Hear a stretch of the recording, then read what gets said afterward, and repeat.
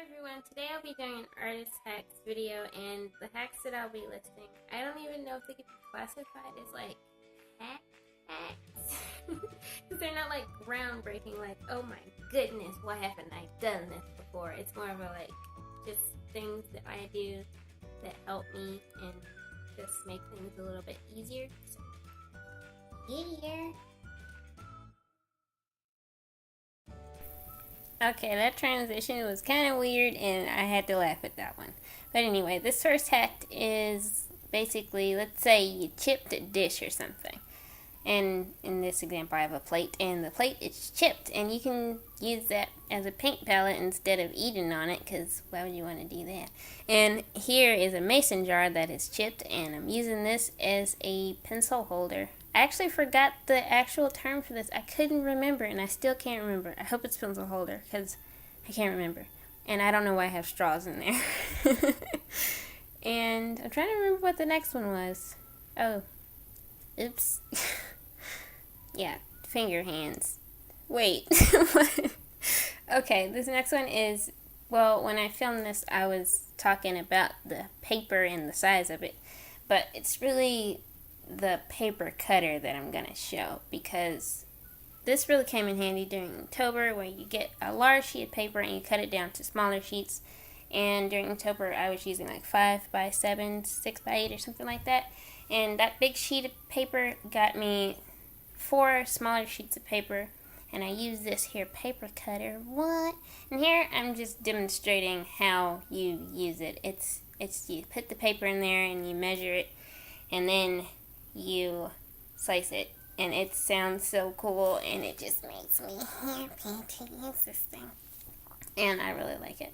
The only thing you have to keep in mind is like I forgot another term. Oh my god.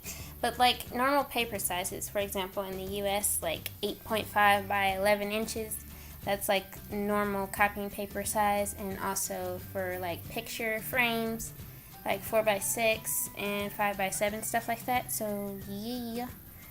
And I'm gonna cut some more paper here. And here I got an 8.5 by 11 sheet of paper and 2 4x6 sheets of paper, and I like to work small, so getting a giant sheet of paper and then cutting it down to the smaller sizes, it's really helpful. Instead of getting like a small pad, I'd rather cut the big paper. I don't know, maybe it's just me, but I find that this paper trimmer comes in handy and stuff, and I'm still cutting paper. I want you to hear this.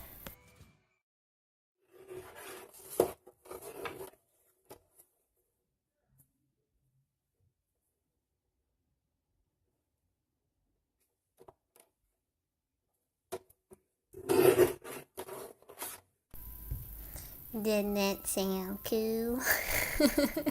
I really like the sound that the paper cutter makes, and it just makes me happy. And here you see I have this just random sheet leftover little piece, and that will not be able to fit in a normal picture frame. And that is where the next hack comes in. What? So yeah, I did the transition thing too soon. So here's the paper that I got from that large sheet of paper, which was 11 by 15 inches. So it's pretty big. Yeah.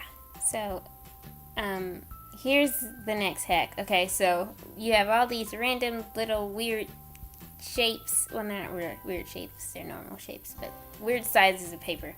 And you can use those to do small pictures for yourself that will not go into a frame. But what I did here is first I drew the picture on there.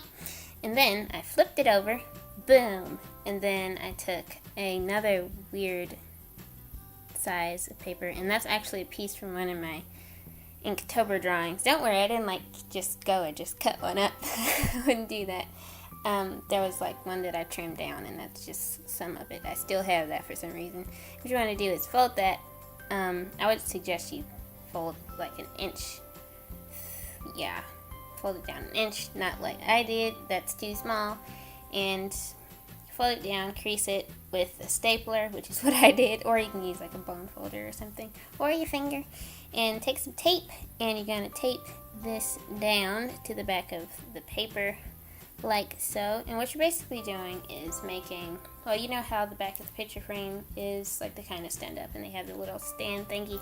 That's what you're doing, but with those extra pieces of paper. And I did this the other day and I just thought that was so cool, so I decided to put that in here because that's something you could do with extra pieces of paper. And this is the one I did the other day. It's Lance questioning everything, because it's what he does. And you can also use those extra pieces of paper to make bookmarks. What? And I do a lot of reading, so I really like this one. And I like making bookmarks. And the paper cutter really comes in handy for when you're making bookmarks. And my bookmark says, read, bruh. Even though this is a sketchbook and you don't read sketchbooks, you draw it. Okay, so this next one is about finding ideas and color palettes for your pictures. And these here are interior design magazines. And I find that with magazines like this, they have a lot of visually pleasing images with a lot of nice colors. Like this one, I especially like that one. That's just so pretty. And you can use these magazines to come up with color palettes for your drawings, and also just ideas. Like they're really useful. And the El Decor one, I found that it didn't have as many pretty pictures as the Veranda, I hope I'm pronouncing that right, magazine. I really like the other one better than this one because it had a lot of more nicer pictures, and this one is just a lot of ads. I don't want to see ads. Well, that's a nice one there. But if you don't want to go out and get magazines, then you could just go on Pinterest, which is one of my favorite websites for gathering ideas for random stuff, but especially art. And here's my color palettes board, and I just have a bunch of random pictures and just things for color palettes. You can just type in just color palettes and just a whole bunch of stuff will come up. And what I ended up doing was I typed in, I'm gonna do it soon, here it is, I typed in pink and blue, and just a bunch of pink and blue images came up. And just if you're having trouble coming up with color palettes, just go on Pinterest, type in whatever it is that you're looking for, and it will come up. So handy, so very handy. Anyway, that is all, and I hope you enjoyed the video. I really enjoyed making it, and yeah, I hope you found these things helpful.